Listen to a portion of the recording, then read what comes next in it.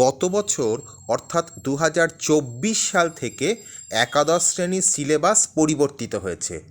অন্যান্য বিষয়ের সাথে বাংলা ভাষার সিলেবাসও পরিবর্তিত হয়েছে। বাংলা ভাষার সিলেবাস পরিবর্তিত হয়েছে যেমন, তেমনি বাংলা ভাষার প্রশ্নের ধরনও বদলে গেছে। এখন প্রশ্ন আসছে এমসিকিউ আকারে। প্রথম সেমিস্টারে চর্যাপদ থেকে যে ধরনের এমসিকিউ আসার সম্ভাবনা, সেরকম কিছু প্রশ্ন আমি এখন তোমাদের সামনে রাখছি।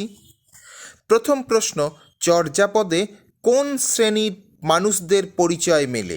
উত্তর হচ্ছে শবর। পরবর্তী প্রশ্ন, বাংলা ভাষার আদিতম গ্রন্থের নাম কি? উত্তর হলো চর্যাপদ।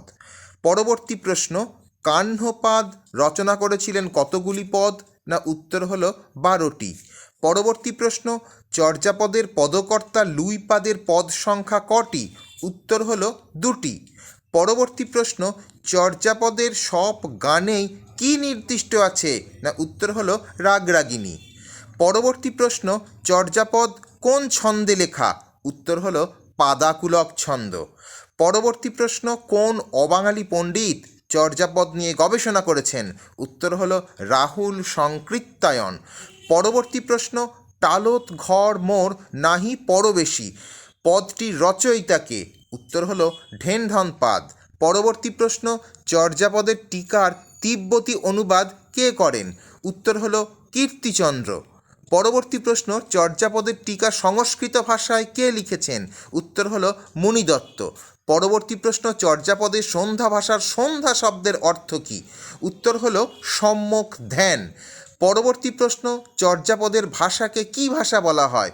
উত্তর হলো সন্ধ্যা ভাষা। পরবর্তী প্রশ্ন, চর্যাপদের পদকর্তার সংখ্যা কত? উত্তর হচ্ছে 24 জন। পরবর্তী প্রশ্ন, চর্যাপদ আবিষ্কৃত হয় কোথা থেকে? উত্তর হলো নেপাল থেকে। চর্যাপদ প্রকাশিত হয় কোথা থেকে? না বঙ্গীয় সাহিত্য পরিষদ থেকে। চর্যাপদের আদি সিদ্ধাচার্যের নাম কি? না উত্তর হলো লুইপাদ। এই প্রশ্নগুলি তোমরা খুব ভালো করে রাখো, পরীক্ষার জন্য অত্যন্ত গুরুত্বপূর্ণ।